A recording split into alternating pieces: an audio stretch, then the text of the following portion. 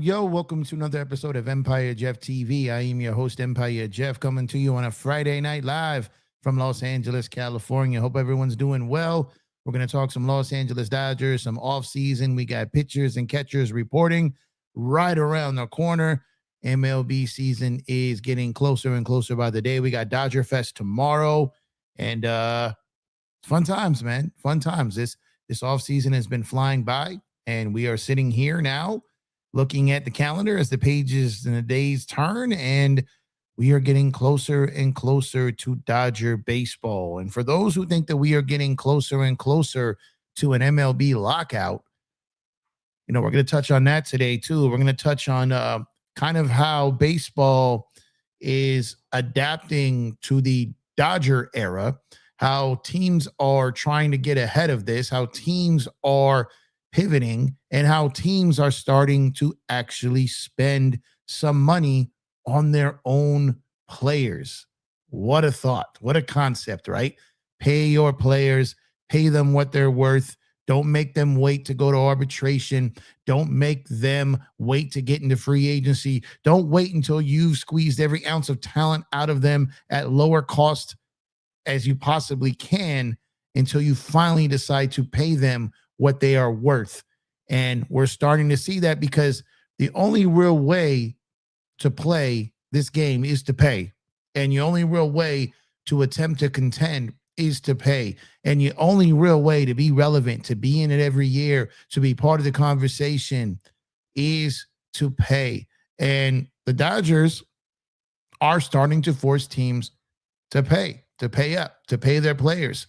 And the union loves it. The agents love it. The players love it. This is why the lockout is not what everyone thinks it's going to be. These agents, these players, the union, they love what the Dodgers are doing because it's getting people paid, and it is forcing these owners who don't want to pay their players to pay their players. Everybody wins when you are in that type of environment. So as you guys come in, please make sure to drop a like on the video. Subscribe to the channel if you have not done so already. Wasn't sure if I was going to go live tonight, so I didn't promote the stream. I didn't put it out there. I just kind of pressed it, loaded it up into YouTube and just got going here. So shout out to everyone on YouTube, on Twitter, X, on Facebook, on Twitch, on Kick, everywhere. Make sure to subscribe on all platforms. EmpireJeffTV everywhere. So what we're really going to talk about today is contracts like the one that Jacob Wilson just signed with the Athletics, the Sacramento A's, Las Vegas A's, formerly Oakland A's. As soon as they left Oakland, they started to pay for their players, right? They got a future. They got a stadium in the works. They got a new city in the works.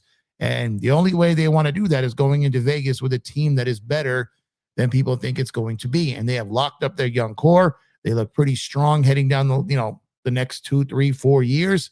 And they almost had no choice. You're going into this new city. You're making money off this team now that you got out of Oakland, and you've got to put it back into the team. And that's what the ownership group is doing. That's what the team is doing. And they may even, like I said, there's only really 2 ways to get around this when it comes to taking on the Dodgers or taking on the Mets, the Yankees, the Phillies, all these other teams who are not afraid to spend money. People always talk about the Yankees aren't doing anything or the Yankees are being cheap. Well, they're a top tier payroll in Major League Baseball. They're up there in tax. They're up there in payroll. They're up there in AAV. The only thing is they don't necessarily spend the wisest. So they got a lot of money, just like the Mets got a lot of money. They don't necessarily spend the wisest. You have a small market team in the San Diego Padres who are top 8 in payroll, but again, don't always spend wisely. And the biggest problem that Major League Baseball has is not the Los Angeles Dodgers spending. It's they're spending wisely. And these other teams, large market, small market, medium market, they're not spending wisely. And while I can respect the little engine that could in their little B-dub jerseys, the San Diego Padres, I can respect them going for it. I can respect them trying to spend, but they are spending recklessly. And A.J. Preller has depleted his farm system. He has used every possible resource he has, and they still cannot win a division. Now, if he was hitting on these guys and he was making these moves and not signing these guys to 10-year deals and crazy deals just to outbid everyone else, there's a reason why you outbid all those guys. It's because no one was willing to go to that number. And at some point you were bidding against yourself. The agent knew that. The player knew that. The other teams knew that.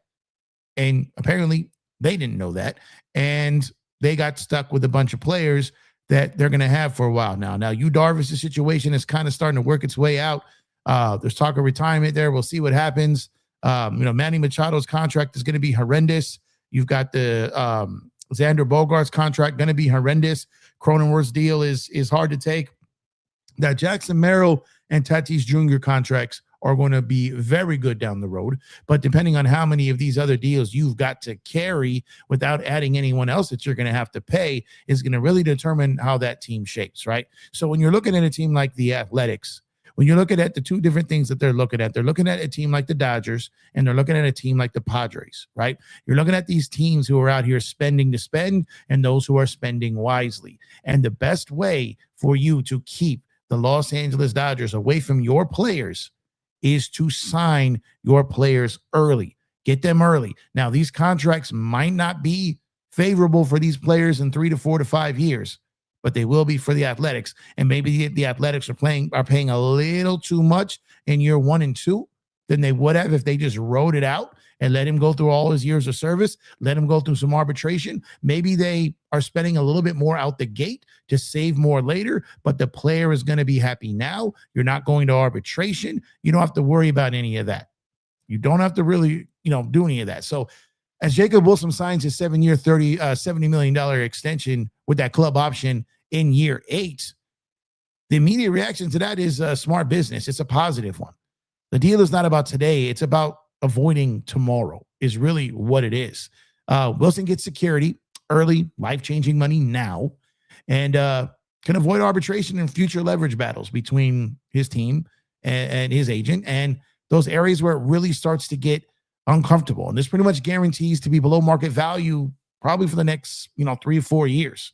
In the back end of those 3 to 4 years. So that's what they went with, right? That's what they decided on. And the player, the team both agreed that this was fair for right now.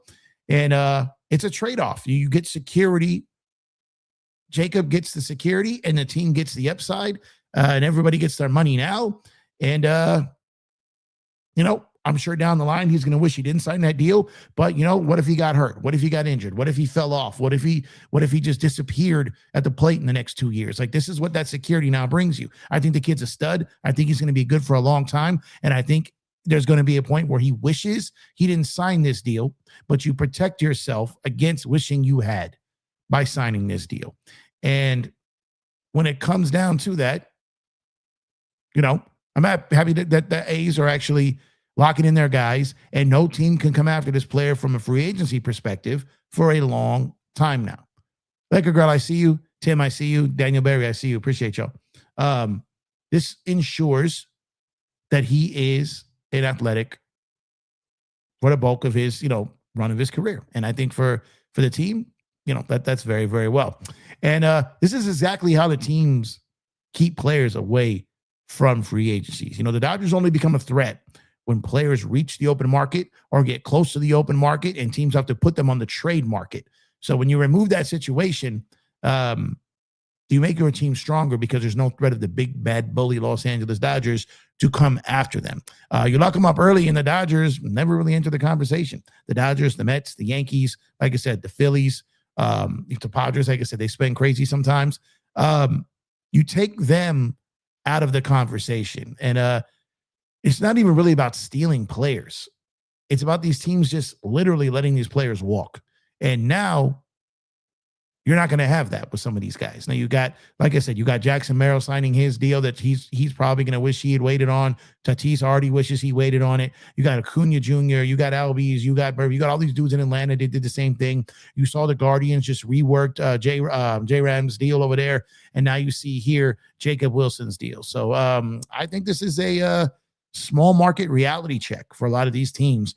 And this is how you position yourself to really try to keep away from these major market clubs, because you can't cry about losing your stars if you refuse to invest early. If you refuse to invest early, make the commitment, which is what Cleveland did with Ramirez. And now look, they're going to have him for as long as they want him. They're going to have him for as long as they want him. Like, could you imagine, like, if some of these guys went out and signed these guys early, extended them, got them done, make them feel uncomfortable? If they spent the money and got into Japan way early like the Dodgers did and made these players feel comfortable, made these players really recognize the Dodger colors and Dodger jerseys and all these things, got in there early. They didn't want to spend on all that to do it.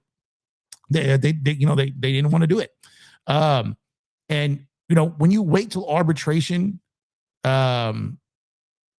it drives the price up anyways. So you kind of lock that in now. And it's once a player hits free agency, it's a leverage play. So you keep that away. And now this is exactly where you are. This is where you need to be.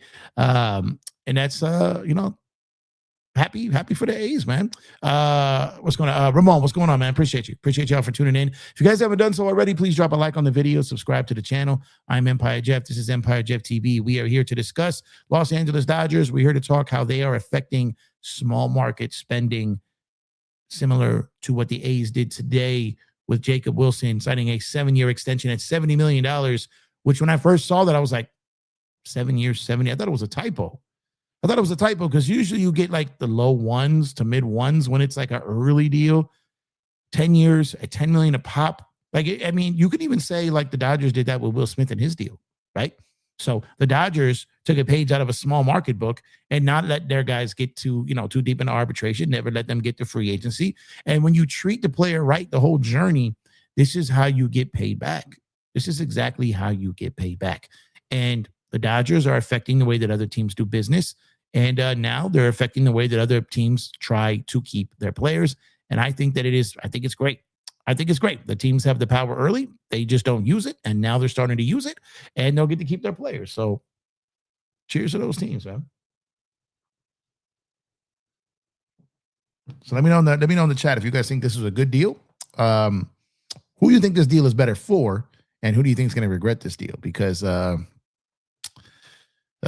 think it's going to be an interesting side how this goes, because this is an interesting deal here.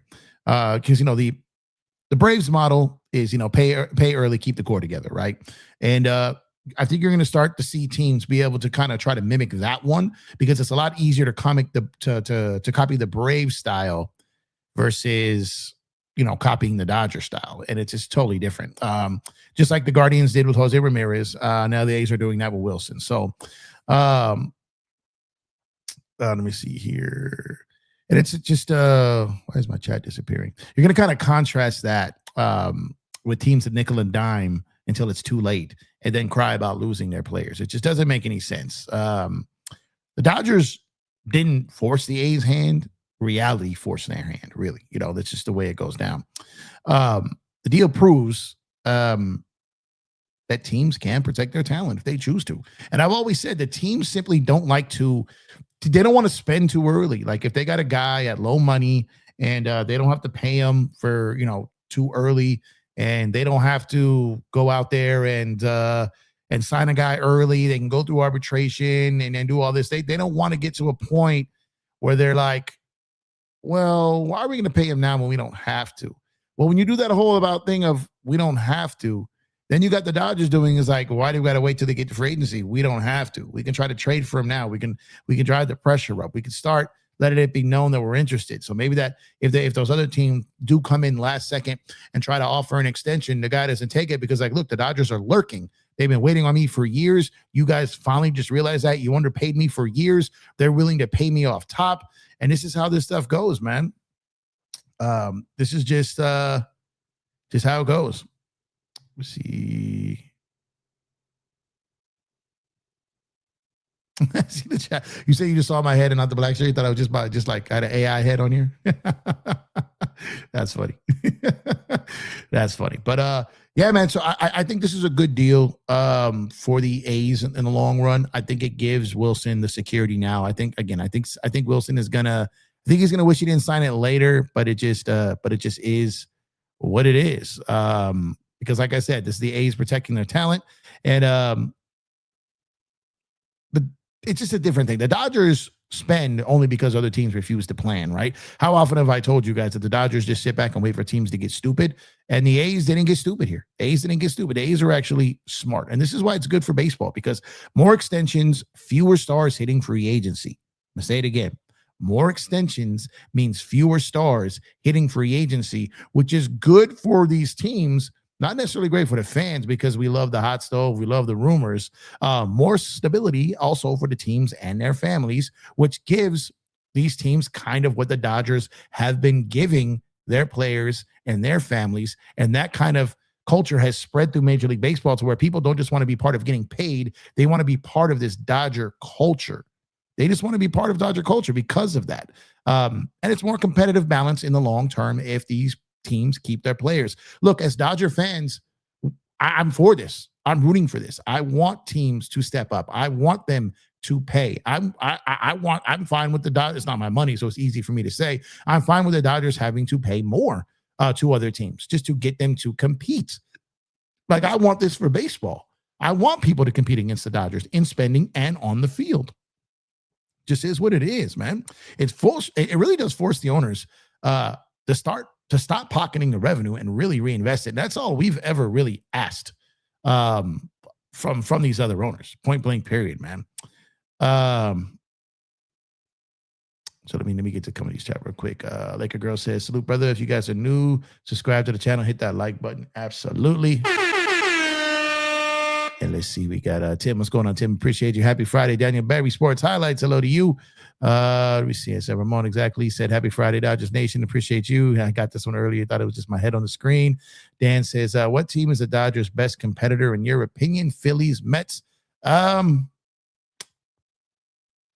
going to sound funny, but I think the Dodgers' biggest competitor is the Dodgers, right? If the Dodgers stay healthy, if the Dodgers pitching and hitting does what it should do, there is no competition.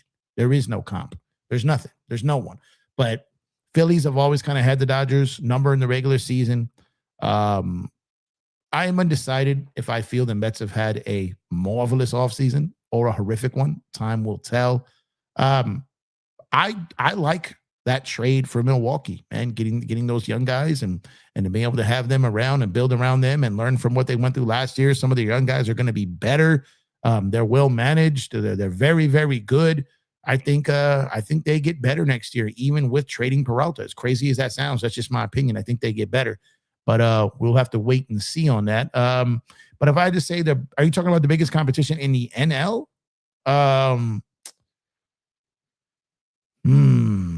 Philly lost. Philly lost Suarez. It's a big loss to them.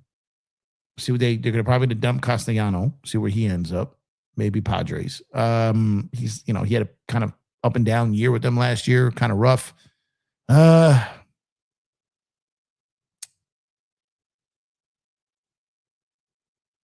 thinking, and I still think it's the Brewers. I still think it's the Brewers right now. Maybe I'm crazy, but again, I like what they got in that Peralta trade, and I like what they already had, and I like them coming into this year with guys improving. So that's kind of where I would have it at, man. Keep paying, not our money. Absolutely. And it is, to be fair, it is kind of our money. Because like I said, they draw $4 million a year. And we go in there and we spend. It's borderline embarrassing what I spent on the Dodgers annually. That's why when I say we, I mean we are Dodgers Nation, because I spend a lot on the Dodgers. A whole lot. And that's not a complaint. I love every second of doing it.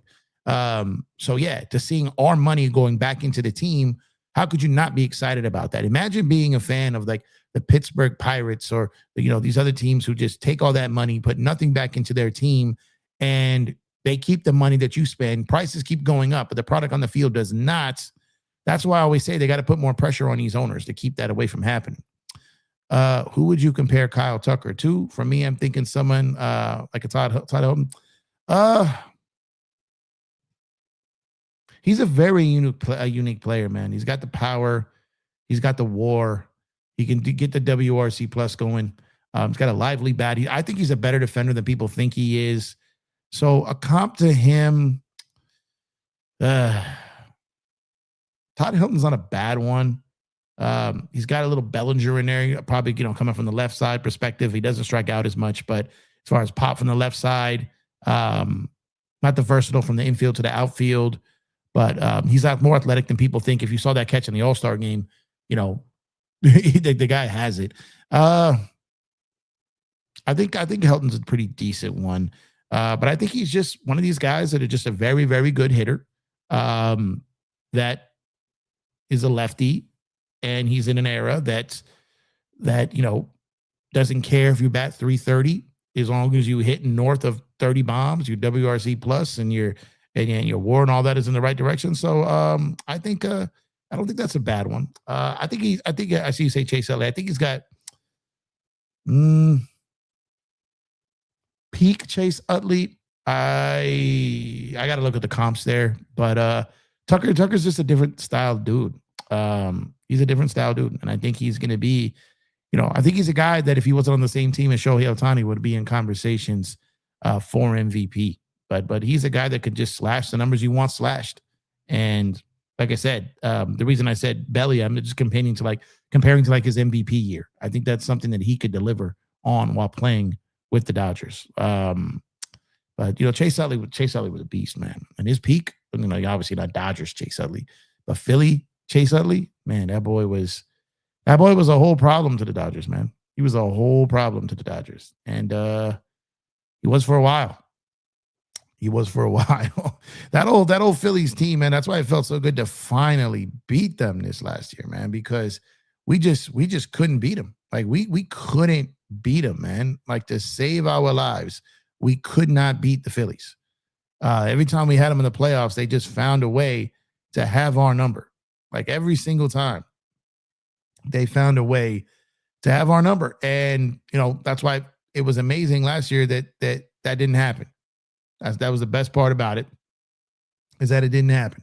And now you hope that the Dodgers can build on that against Philly and, keep it going. And, Tucker is an all-around player. Chase was solid. Chase was an all-around player. And I think that he's a different type of dude, man. Like, you're not making $60 million a year, over 4 years, really. You're not making $240 million on a 4-year deal unless you're a bad dude, right? Unless you're a bad dude, unless you got some capabilities. And he absolutely has those capabilities. And it's gonna be something added to this Dodger offense that was so lacking last year. So when you think about it, man, I expect Pages to take another leap in center field, both defensively and offensively. I think people have to realize last year was his first full year in Major League Baseball. All right. He's played in the World Series and in both the seasons in which he was in the big leagues. And now he's going to get his second full year. The league kind of adjusted to him. He has to readjust to them.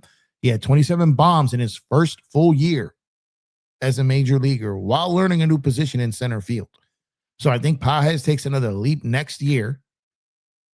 And then I believe that Teo is going to have a monster revenge season. I think he's going to have a phenomenal 2026. And the fans should be happy they got him back in left field. I don't think it matters as much as people think, but him back in left field when healthy, I think if he was healthier, he would have been okay and right as far as, good enough. But because he wasn't healthy, he wasn't good enough. And he wasn't healthy, so he was even worse defensively, and he wasn't healthy at the plate, which made it stand out even more. But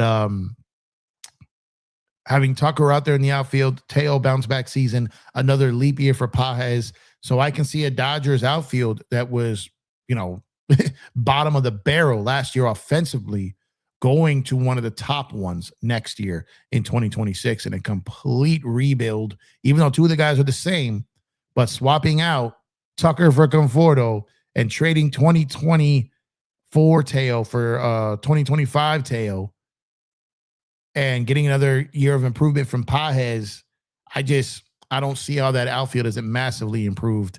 And I like our chances for what our outfield looks like next year. He said Tucker, maybe Chipper Jones. Wasn't Chip a switch hitter? Wasn't he a switch hitter? Am I tripping? No, Chip was a switch hitter. But he is sorry.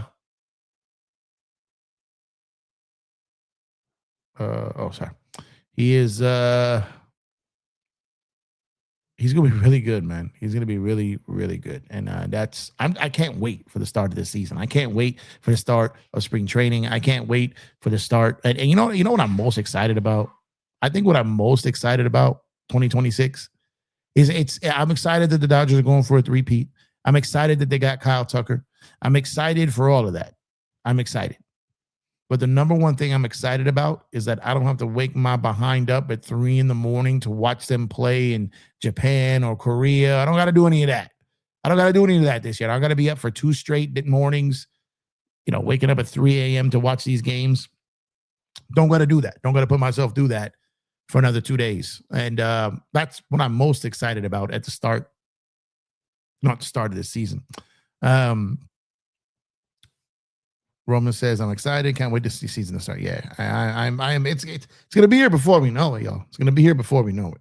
It's already right around the corner. And that's what's the best thing about when your team goes so deep into the playoffs is I say it all the time that the season is like the length of a pregnancy, right? It's 9 months.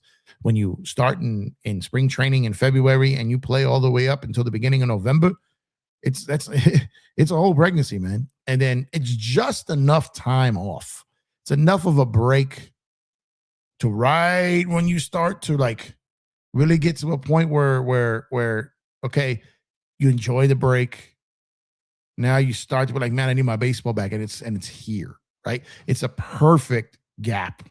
Perfect gap. You get to watch some football, some basketball, just enough little change of pace for a quarter of the year, and then bam, baseball is back. And Dan Inspiration, I do think Mookie will be better next year. I'm already hearing great things for those that work out with him. He's done a lot this year. He's been doing a lot of basketball to keep his stamina up, his conditioning up. And, I know some of the people that are on the court with him. And so Mookie, I expect to get a lot of his muscle mass back this year, his conditioning back. And, he had bad luck out the gate last year, coming out of spring training with that illness, then broken bones and injuries. And, we didn't know until late in the season that he was dealing with, a dear family member that was passing away.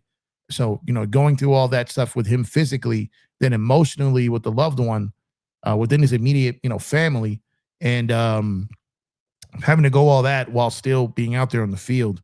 Mookie went through a lot last year. It was similar to what Freddie went through, Freddie had the horrible situation with his son in 2024. I feel like Freddie had a really unlucky 2024.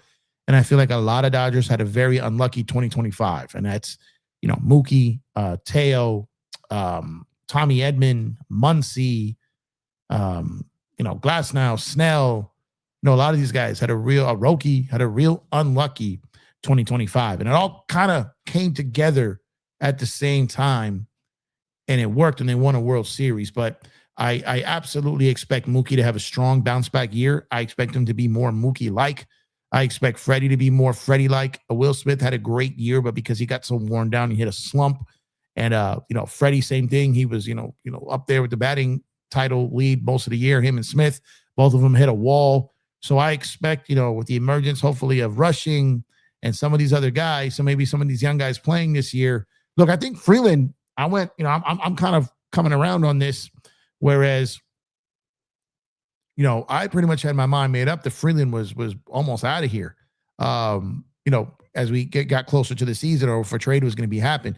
Now we're sitting here hearing that Tommy Edman might not be ready for a while. You got Kike not ready for a while when he comes back, because I absolutely believe he's coming back.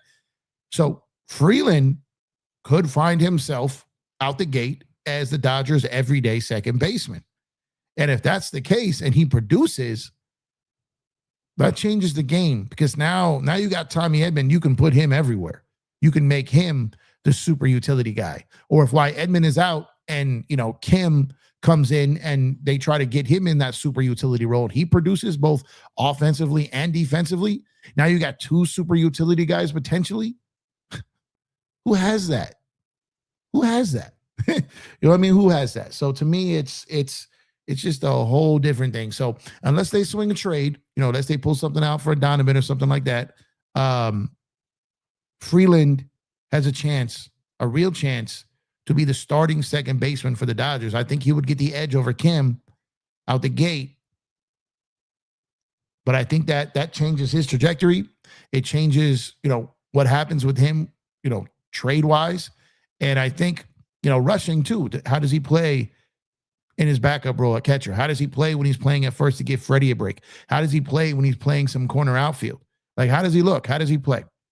And I think these things, how these young guys play this year, how if Freeland, if he makes the cut and ends up staying, Rushing, Kim, all these guys, how do they play? What does River Ryan look like? What does Gavin Stone look like coming back? What does Roki look like this year? What does Tanner Scott look like this year? What does Blake Trinan look like this year? Vesia had a horrific family situation. How does he look out the gate? How does this all work? How does Brewstar come back and play after all the time that he's had off? There's a lot of ifs still. And I think that's why Fangraphs has the Dodgers as a 96-win team, is because although on paper they are a juggernaut, there are a lot of ifs. There are a lot of ifs. There's a threat to injury. There's to some type of load management, phantom IL stints, resting the starters. There is a lot of what if with the Los Angeles Dodgers when it comes to the regular season. Now, when it comes to the playoffs, all bets are off. All bets are off. By that time, we'll know what we are, who we are, what we have, who's returned. Like I said, I expect Kike to be there. I think Phillips will be back in time. But how many of these guys are playing well enough to be on the playoff roster? The dream scenario would be having too many guys play well that you don't know who to leave off a roster. And each round you may have guys off depending on matchups. That is a dream scenario for the Los Angeles Dodgers, because that means that everyone was a star in their role. They perform well. Probably means the Dodgers have the best record in baseball, which I don't necessarily think that they care about anymore. But if they're out there playing great and they're not blowing games, or their bullpen wasn't blowing games at a record pace last year, then they would have had the best record again. They didn't need it in the end because they were so dominant on the road this offseason. But I don't think that's a recipe they're going to look for every year. I think it got to a point last year where they're like, look, we're not going to gas ourselves to try to chase it. If we have it, we'll go for it. But we're not going to take ourselves to exhaustion just to get the best record and then flame out once we get to the playoffs. But if they have the lead or they're within reach of it without having to push themselves to exhaustion, I think they would love to have the best record. No doubt about it. But I think they've proven to themselves that they don't necessarily need it. But I really would love to see them win one at Dodger Stadium finally. I don't really care where they win. I'll take it. I'll take it however I can get it from a championship perspective. But at the same time, to sprinkle a little greed on there, I really would love to see them win at Dodger Stadium. I really, really would. I really, really would. I hope Mookie hits 280, 100 RBI, and 30 home runs. I think Mookie's going to have a really good bounce back year. Godzilla, what's going on, man? Phillips is coming back. Yeah, just touched on that. I think he is too. I think him and Kike, barring some other team going out there and offering, say, hey, we want you our closer, and we're going to pay you more. We're going to pay you more than the Dodgers. We're going to make you a closer. I don't see where that team is. So as long as the Dodgers still have interest in him, and I believe they do, I can see him coming back as a Dodger for sure. But, it's not guaranteed, but I'm comfortable with the assumption that he will be back with the Dodgers as well as Kike. I'm very, very, very comfortable with that assumption. I don't see a team out there that's going to offer him a closing role and more money. And, he's familiar here. The Dodgers, gave him a chance before. And, this could have already been discussed, right? Look, well, when rosters expand, we'll bring you back. You could work out here, do whatever you need to do, and go handle your business. Same thing with Kike. As soon as rosters expand, we will get you back in here. Why does Snell have arm fatigue, bro? Didn't even pitch that much. It just his shoulder is really arm fatigue, and his shoulder has been problematic over the years. And I honestly, I think this is something I'd heard last year that in free agency discussions, they had conversations about, look, everyone knows I'm better in the second half of the season. I've had some arm issues. I'm 30. He was 32, coming into that last season. And he's got a 5-year deal, and he wants to be effective all those 5 years. And I think that him and the Dodgers and his camp came up with a plan of how they want to approach him every season. And I don't think this is anything that's surprising the Dodgers. Matter of fact, I think they're in on this planning. And I think that, him, Glasnow, Ohtani, at some point next year, Yamamoto, Roki, all these guys are going to have some type of stint where the Dodgers are very careful with them. And Blake Snell is just out the gate, right? Ohtani last year's was out the gate. I think at some point, maybe we see Yamamoto later in the season. They kind of go down that path. But I think it's just them protecting their investment, making sure that they have their arms, because what happened in 2024 is something that I think they cannot overcome again. The bullpen being erratic and having that length of starting pitching, I think they could survive that.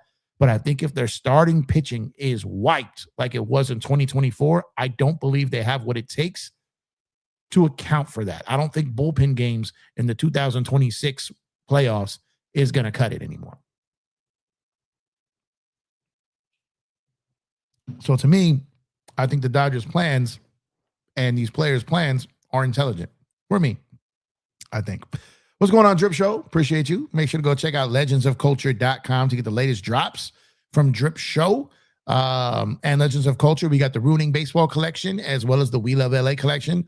Legendsofculture.com. We got free shipping on every item. Make sure to go get it. Go get it tonight. Get some great, great gear there. Order tonight. It'll ship out very, very soon for free. Legendsofculture.com. Appreciate you, brother. Snell went all out during the playoffs. He did, and it worked. Like I said, it worked. He struggled against Toronto simply because their contact rate, and he just couldn't get the secondary stuff over for swing and miss. I got so many people coming after me because I spotted something in the Milwaukee game, and it was true. It was true. If you go back and you watch that video, his secondary setup pitches had died. All right, that slider, when he can't get that changeup over, when he can get that changeup over, but he doesn't have the slider that dies out of the zone that people chase. When he doesn't have that setup pitch, his changeup is less effective. And that changeup was dying in that Milwaukee game. He was dominant through 8 innings. I wouldn't have a problem with him going out there in that 9th inning.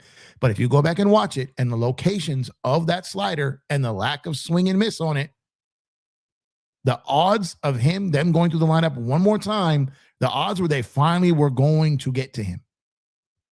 And I said this during live. I said this live during the game. And then I did a video after the game, and I got killed for it. And it ended up being right. And he ended up talking about that in the Toronto series. So I know what I'm talking about. You know what I mean? I pay attention to stuff that a lot of people don't pay attention to.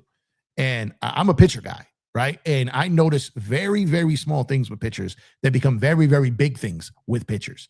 And I could see it. I could see it a mile away sometimes. Like, oh, he's about to get got. Get him out. Get him out. I can tell the difference between a guy who just is in a situation and he can probably get his way out of it. But I look at the situations, and that day, you can ask Joe Soro. I text him that day. They can't put him back in the ninth. They cannot do it. He didn't agree with me. But I'm just saying that, the receipts that I did say it then, like before it even happened, right? Because I saw that the slider was dying. I saw it. Dodgers signed Ryder Ryan. What do you think? Is he good? We'll see. I mean, he hasn't, pitched to the level of what the Dodgers would need him to pitch at, right, to see it. But we'll see if he makes a team. I think he makes like $800K. So he's going to be incentivized to try to make that team. But having two Ryan guys in there, we'll see how he goes. Too early to tell with him though. You see Emmett Sheehan shoot the basketball, Jeff? Yeah, I did. There, believe it or not, like the Dodger players, there's a lot of Dodger players who actually do hoop. Like I said, Mookie's the one who does the most. But yeah, I saw it. But yeah, guys, I think that the Dodgers approach, and look, I get labeled. Sometimes people say I'm too positive, or I'm too patient. And the thing is, it's because it's 162 games. That does mean something, but the Dodgers aren't playing to win all 162 games. They're playing to win every game in October and whatever games they play in November.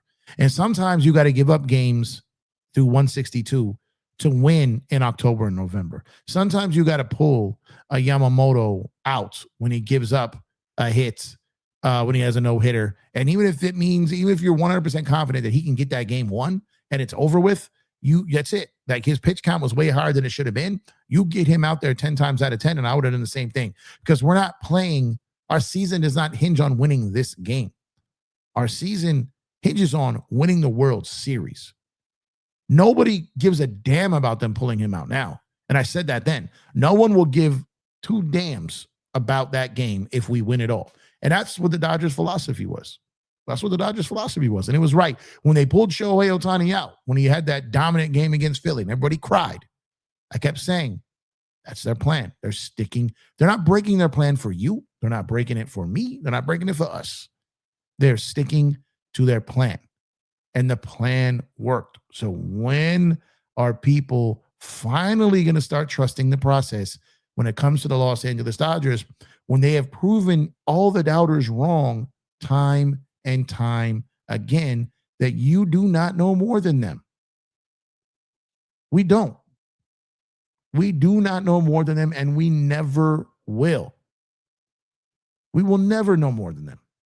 No matter how much baseball we watch, no matter how much content I create, no matter how many games I go to, no matter how long I've been watching baseball, which is my entire life, I will never know more than these guys.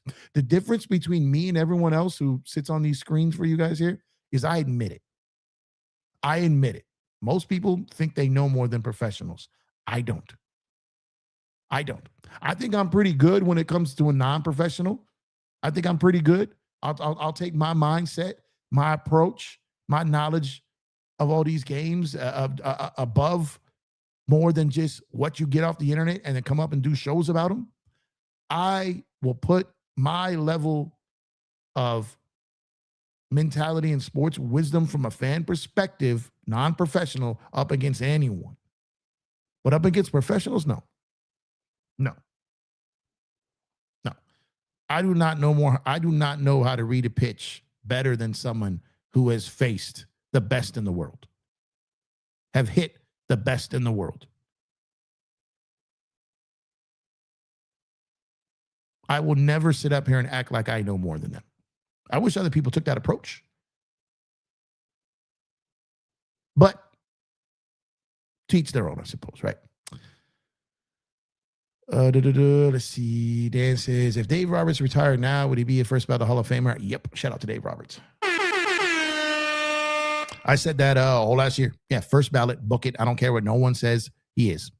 Don't listen to what haters say about Dave Roberts. Listen to what the legends say. Again, don't listen to us on the couch. And just because I say he's a first ballot Hall of Famer doesn't mean anything. I'm saying what legends are saying. And I was saying it. I've been saying that for a while. I've been saying it for a while. He is, without a shadow of a doubt, slam dunk, first ballot Hall of Famer. Listen to his players talk about him. Listen to his former teammates talk about him. Listen to everyone talk about Dave Roberts. The only people who talk bad about Dave Roberts are people who think they know more than Dave Roberts. It's crazy. Dave Roberts has forgotten more about baseball than these guys will ever learn. But they think that this is managing. Having their remote and changing the game, playing it, getting on and doing the show. They think that makes them qualified to be a major league manager. It doesn't. It doesn't. It doesn't. And yeah, he is a first ballot shoo-in Hall of Famer. Dave Roberts. Shout out to Dave. Tyler Glasnow dunked at the Lakers. Yeah, he did. He's a tall guy too. Tall and lengthy. Tall and lengthy, for sure. Ruben says, Jeff, do you know when the WBC jerseys are going to be released? I need that Mexico jersey. I don't know when they're going to be released. I got my hoodie and my hat. Where's my hat? Oh, here's my hat. So I got this hat.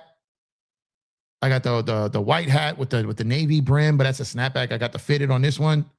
I got the hoodie, which is basically, this color scheme and a Nike hoodie. But to answer your question on the jersey, I don't know. I don't know. I could reach out to my Fanatics rep and ask him. I could do that. But as of right now, I don't know. I don't know. I couldn't wait to get that WBC gear, man. They tripping on those prices though. My God, $53 for a fitted, but I had to do it. I had to do it. The prices for fitteds now, bro, are oh, my Lord, man. I remember when it was in the 30s. I'm like, damn, that's a lot for a hat. But $53 for a fitted? 50. Then I got a big ass head, man. So I gotta make sure I find my size. But man, $53.99 for a fitted is nasty work. Nasty work. Who do you think will be the next unanimous Hall of Fame vote? I think Ohtani. I think Aaron Judge will be. I think Aaron Judge will.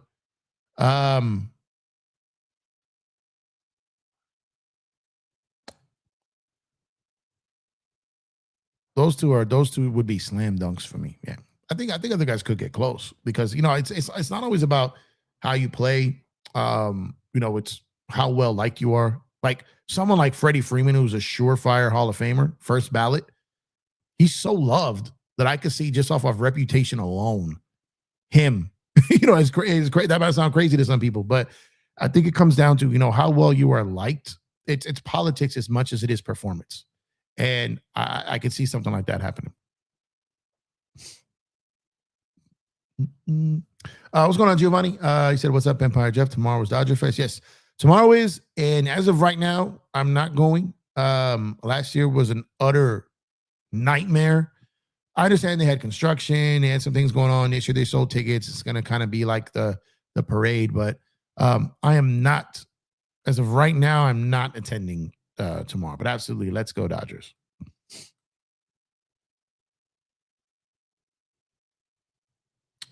I just think because his numbers are going to be so massive, and I could still see that happening because of his generation. Him and Shohei are going to be like the neck and neck guys of their generation. Like I get the no championship thing, but I think even if Shohei didn't win a championship and if he just continued to put up his numbers, I could still see him getting it. Like I said, it's very much a popularity vote as well as performance. So when it comes to baseball, kind of weird too.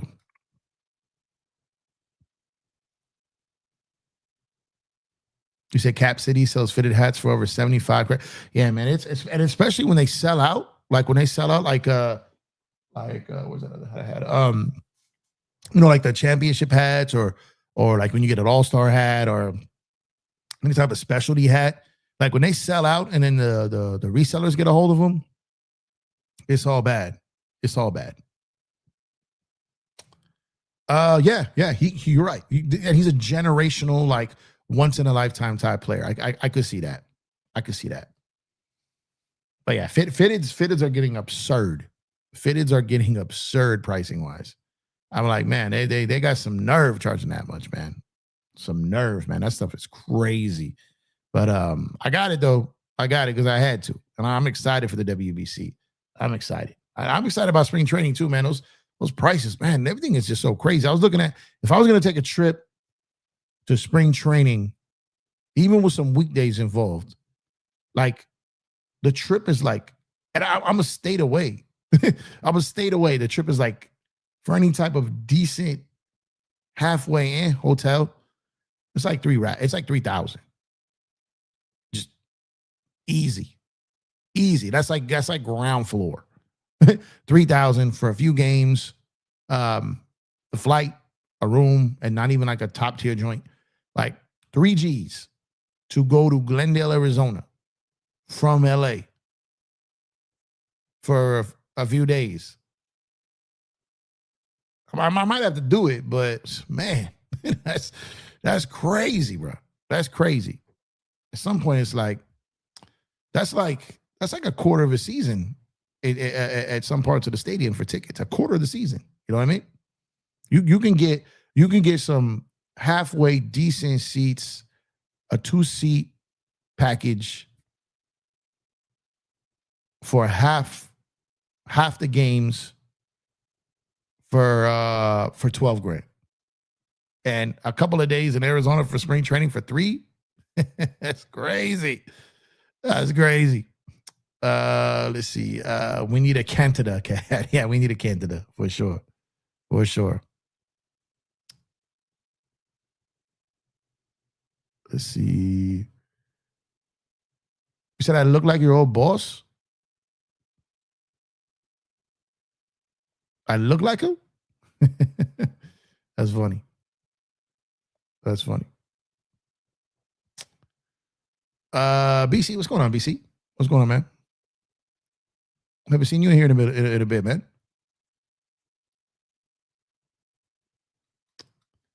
Man, 3 G's is 3 G's, bro. I've spent 3 G's on dumb stuff before. But as I'm older now, like I try to like the value of like, you know what I mean? Like when I think about like my hat collection or my sneaker collection or stuff like my equipment, you know, that's stuff that I can get continued use out of.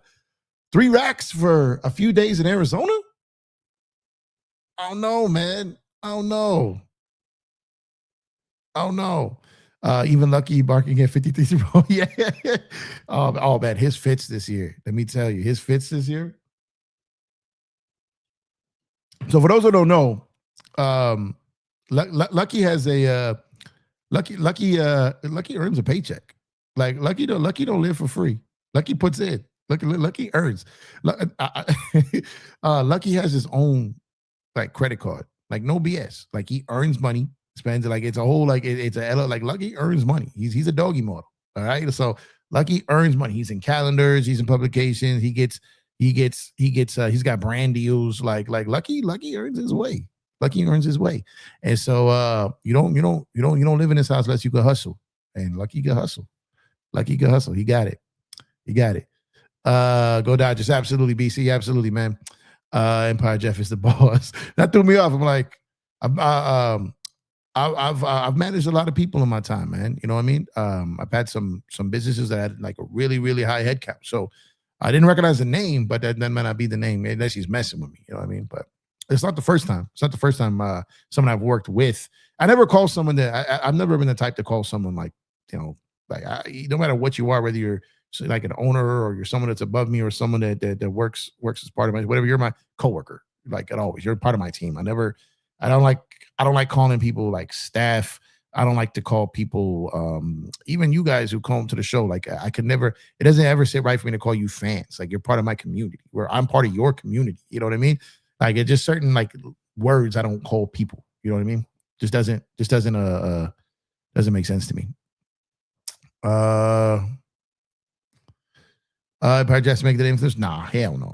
Hell, not on this. Not on this, at least. You know what I mean? I wish, but nah. Just like Shaq and Kobe. Salute, man. Salute. Got the Pacifico tonight. Always hits, man. You know, it's one of my favorite slept on beers. I don't see a lot of people rocking. Y'all mess with Bohemia. Bohemia is my man. That's my go-to when I see it. Bohemia, to me, I love Bohemia. Slept on, man. It's a slept on brew. I rock with it. It's got the little Modelo looking body. You know what I mean? I rock with it. But tonight I got Pacifico. I had some IPAs in the fridge. I didn't want to IPA it right now. I'll IPA it earlier tomorrow. But tonight I didn't want to rock with the IPAs. Didn't want to. Where's my chair? Hold on a second, guys. Oh, lucky them. There we go. I'm about to fall backwards here. Like, let's see. What are my thoughts on the Lakers? The Lakers are the Lakers, man. It's kind of been same song, same movie for a minute. I had the weirdest. I had half an urge to do an NBA video last night. That is the first time I've had any urge to do an NBA video. So I might be starting to get the itch a little bit. I'm not committing to it. I'm not, because I don't think it's going to happen. But, you know, I think maybe it's just my analytical brain going crazy around the trade deadline. And I tried to listen to some of these people break down trades, and I just wanted to bash my head against the monitor. So maybe I'll come back with a trade deadline special, get in and get out, because people are once again breaking down the CBA. And for those who know, I was that guy. Before everyone had all these cheat codes on the internet and go over to CBA, like I was that CBA dude on these YouTube streets. Could no one see me? No one. I'm talking about like of the Utah dudes, of the YouTube dudes. There's dudes who work in the NBA and work for publications. I'm talking like, you know, the Eric Pincuses, Keith, what's dude's man, the guy who does the show with Trevor Lane on the Front Office Show. Even Trevor Lane, like I'm talking about like just the regular YouTube channel guys. Like, could no one see me on CBA? Now everyone thinks they know the CBA. They really don't. They really don't. They know the bullet points, but they don't know the layers right to it. So when I see these trade proposals, even by some of the publications that shouldn't mess this up, have it wrong. I'm looking at some of these trade proposals. I'm like, guys, they can't do that trade. I don't even got to look at any notes. I know they can't do that trade. And part of me thinks that the content creation space could use a little bit of that, a little bit of return of that, but because some of them, man, I don't know where they just think that anything in a trade machine works. They just fall for it every time. But the Lakers are the Lakers. They've been the Lakers, and they're going to be the Lakers until they get to reshape this roster in an offseason. PA tonight, 9.5%. Yeah, I couldn't do that. I got to get up early tomorrow, so I couldn't do a 9.5. I'm sitting here with my cool little Pacifico right here. Well, not one, but you know what I mean? But those 9.5s, because it's hard for me to have one beer. So like if I have, a few of those 9.5s, man, me and Lucky would be outside till like 2 a.m. walking around. So not doing any of that. Kellerman's podcast, I think it's very clickbaity with Rich Paul on there. I think the dynamic of having him there is kind of cool. I know what they're doing. They're trying to replace the dynamic of having Braun do the podcast for that allure, to give them kind of like that inside view to Clutch. I know what they're doing. They're keeping the brand out there. They're keeping it doing it. They're keeping it. It's preemptive, like what they're going to talk about for shock value and clip value. I don't like it. Nothing against. I think Max is one of the greats that's ever done it. And I think that Rich Paul has a great story to tell. But on what it's based off of, like what he did on that Austin Reeves thing, I think was trash. On that alone, I really don't like it. Really don't like it. Not much. Not much. Not anything that's gonna really make people happy. But maybe I'll do an NBA video in the coming days, man. Maybe just maybe I'll get the urge. Maybe. Like I said, I don't. It's not like there's people out there looking for me, or there's a few people that hit me up, but it's not like the internet can't survive without basketball videos from me. I'm just a guy on this couch. You know what I mean? So, but I have been getting the urge a little bit. First time in a while. First time in a while.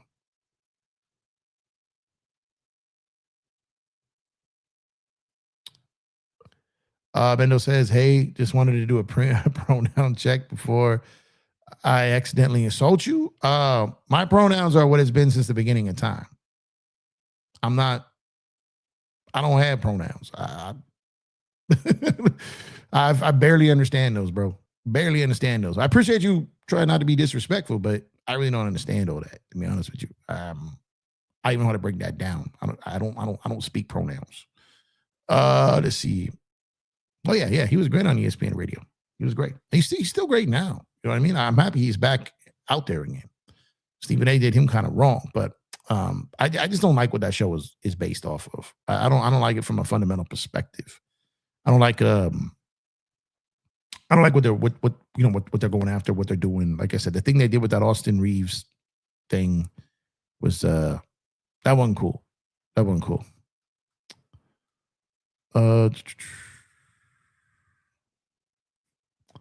Empire Jack, do you remember the first time you played baseball as a kid? Played baseball. Like the first time I was introduced to baseball was playing catch. I didn't have a glove.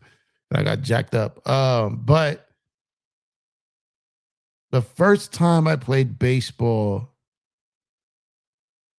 I was so young. I kind of do. I remember the first time I played like organized, or I played with like teams or play like that. But I think like, the first time I just remember being like in my front yard or backyard,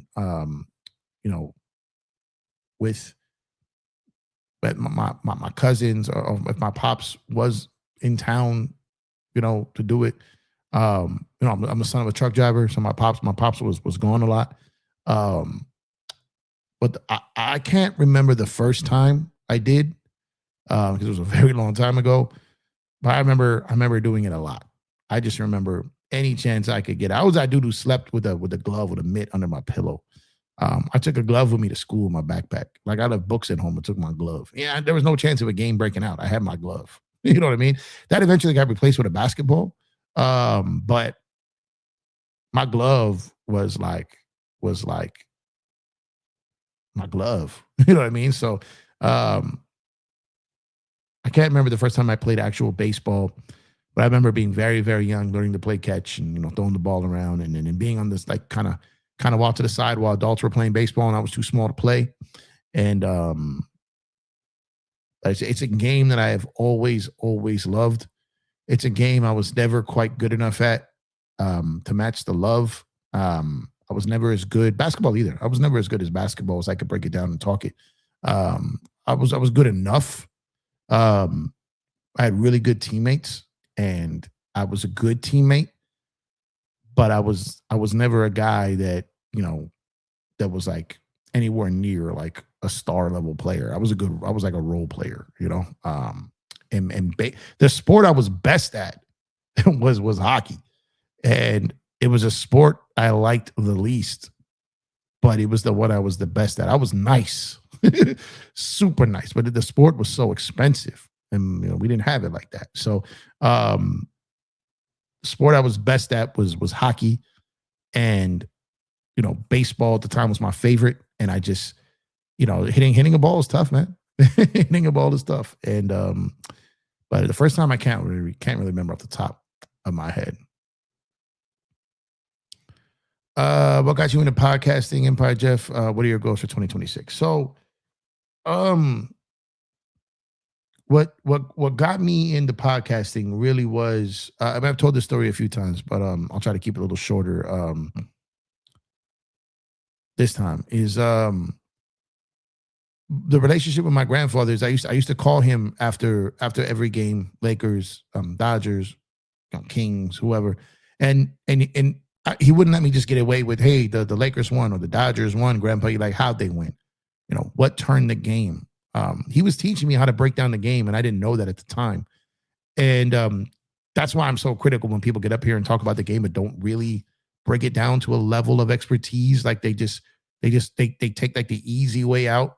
So that's kind of when my grandpa passed away. Podcasting, which I don't consider myself a podcaster. I'm more of like a live stream show, you know, versus podcast.